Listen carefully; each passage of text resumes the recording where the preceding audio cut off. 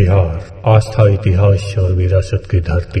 भारत के मानचित्र पर एक ऐसा प्रदेश जहां इतिहास केवल किताबों में नहीं मिलता, जहां धर्म केवल मंदिरों में नहीं बसता, जहां हर नदी, हर टीला, हर प्राचीन वृक्ष और हर लोकगीत अपने भीतर सदियों की कहानी समेटे हुए है।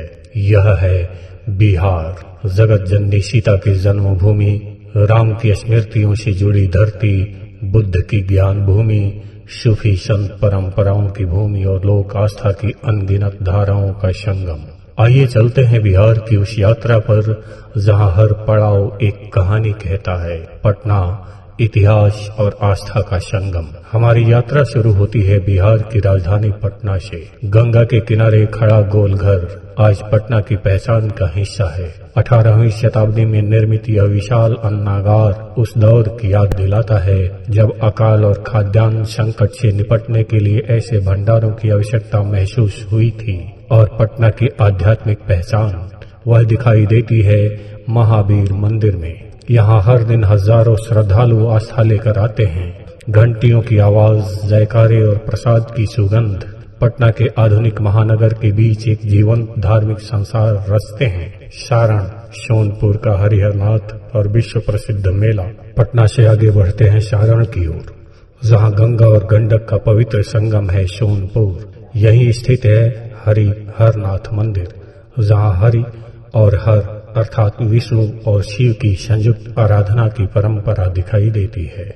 और फिर आता है सोनपुर का ऐतिहासिक मेला, जिसकी पहचान केवल व्यापार से नहीं बल्कि बिहार की लोक संस्कृति से भी जुड़ी रही है। मेला लगता है जैसे पूरा बिहार एक जगह उतर आया हो।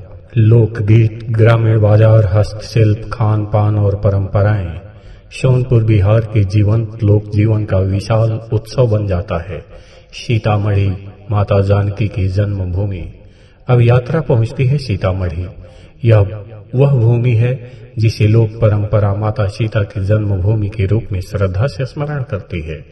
जानकी मंदिर में श्रद्धालु मां जानकी के दर्शन करते हैं। सीता केवल रामायण की एक पात्र नहीं, भारतीय स्त्री शक्ति, त्याग, धैर्य और आत्मसम्मान की एक अमर प्रतीक है। इसलिए सीतामढ़ी की यात्रा केवल एक धार्मिक यात्रा नहीं, भारतीय संस्कृति की एक महत्वपूर्ण स्मृति यात्रा भी है। मुजफ्फरपुर, गरीबनाथ धाम। उत्तर बिहार की आस्था का एक बड़ा केंद्र है मुजफ्फरपुर। यहाँ स्थित गरीबनाथ शिव मंदिर भगवान शिव के प्रति गहरी लोक भक्ति का प्रतीक है। विशेषकर सावन के महीने में दूर दूर से श्रद्धालु जल लेकर पहुंचते हैं। कांवड़, बोलबम के जय घोष और मंदिर की घंटियों के बीच पूरा शहर मानो शिवमय हो उठता है। सिवान, महेंद्रनाथ धाम। अब रुख सिवान का। यहाँ स्थित महेंद्रनाथ शिव मंदिर क्षेत्र की प्राचीन लोक आस्था का महत्वपूर्ण केंद्र है। ग्रामीण बिहार के मंदिरों की सबसे बड़ी विशेषता यही है, इनके साथ केवल धार्मिक विश्वास नहीं जुड़ा होता, इनके साथ जुड़ी होती है गांव की स्मृति, परिवारों की पीढ़ियां और अनगिनत व्यक्तिगत आस्थाएं। गोपालगंज, थावे वाली मैया। अब हम पहुंचते हैं गोपालगंज के थावे। यहाँ विराजमान है थावे वाली मैया। स्थानीय लोक कथाओं में मां थावे भवानी की महिमा राजा मनन सिंह और भक्त रहसु से जुड़ी कथाओं के माध्यम से पीढ़ी दर पीढ़ी सुनाई जाती है। नवरात्रि में यहाँ आस्था का विशाल जनसमुद्र दिखाई देता है। घंटी की ध्वनियों के बीच भक्तों की एक ही पुकार, जय मां थामे वाली। बेलबनवा हनुमान मंदिर, बगलामुखी मंदिर और आसपास के अनेक स्थानीय धार्मिक स्थल बताते हैं कि बिहार की आध्यात्मिक पहचान केवल बड़े प्रसिद्ध मंदिरों से नहीं बनती। गांव का छोटा सा मंदिर भी किसी परिवार के लिए उतना ही बड़ा तीर्थ हो सकता है। यहीं नेचवा जलालपुर के रामवृक्ष धाम जैसी स्थानीय श्रद्धास्थलियां और बुद्ध तथा दुर्गा मंदिरों की परंपराएं इस क्षेत्र की विविध धार्मिक चेतना को सामने लाती हैं। यह वह बिहार है जहां लोक और आध्यात्म एक दूसरे से अलग नहीं है। वैशाली, शांति और लोकतांत्रिक विरासत। अब यात्रा पहुंचती है वैशाली। यह भूमि केवल धार्मिक दृष्टि से नहीं बल्कि भारतीय इतिहास की दृष्टि से भी अत्यंत महत्वपूर्ण है। बौद्ध परंपरा में वैशाली का विशेष स्थान है और यहाँ का विश्व शांति स्तूप मानव आधुनिक संसार को प्राचीन संदेश दोहराता है। युद्ध नहीं शांति, घृणा नहीं करुणा, बोध गया ज्ञान का प्रकाश। बिहार की आध्यात्मिक यात्रा बोध गया के बिना अधूरी है। यहीं सिद्धार्थ गौतम ने बोधि वृक्ष के नीचे ज्ञान प्राप्त किया और बुद्ध बने। महाबोधि मंदिर आज पूरी दुनिया के बौद्ध श्रद्धालुओं के लिए एक महान तीर्थ है।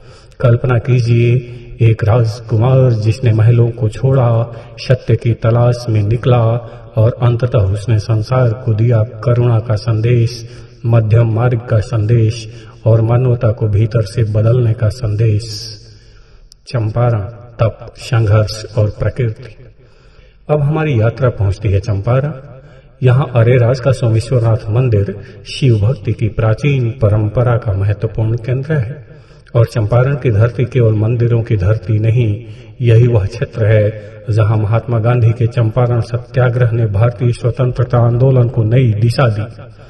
आगे बढ़ते हुए हम पहुंचते हैं वाल्मीकि नगर की ओर, जहां जंगल, नदियां और वन्य जीवन बिहार की प्राकृतिक संपदा की एक अलग तस्वीर प्रस्तुत करते हैं। लोक विश्वास में यह क्षेत्र महर्षि वाल्मीकि और रामायण की स्मृतियों से भी जोड़ा जाता है, जहां लौ कुश का लालन पालन हुआ। पटना के गोलघर से बोध गया के महाबोधि मंदिर तक, सोनपुर के हरिहरनाथ से सीतामढ़ी की जानकी तक, गरीबनाथ से महेंद्रनाथ तक, थावे वाली मैया से बेलबनवा के हनुमान मंदिर या नेचवा जलाल के राम वृक्ष धाम तक, वैशाली के शांति स्तूप से चंपारण के जंगलों तक, यह केवल स्थानों की यात्रा नहीं है, यह भारत की आत्मा के अनेक रूपों की यात्रा है। बिहार हमें बताता है कि विरासत केवल पत्थरों से बनी इमारत नहीं होती, विरासत होती है एक पीढ़ी से दूसरी पीढ़ी तक पहुंचती आस्था। विरासत होता है लोकगीतों में जीवित इतिहास, विरासत होता है मंदिर की घंटी, मस्जिद की अजान, स्तूप की शांति और गंगा की धारा में बहती सदियों की स्मृति। और शायद इसलिए बिहार को केवल देखा नहीं जा सकता, बिहार को महसूस करना पड़ता है। यहाँ इतिहास बोलता है, यहाँ आस्था चलती है, यहाँ प्रकृति सांस लेती है और हर रास्ता जैसे कहता है, आइए बिहार को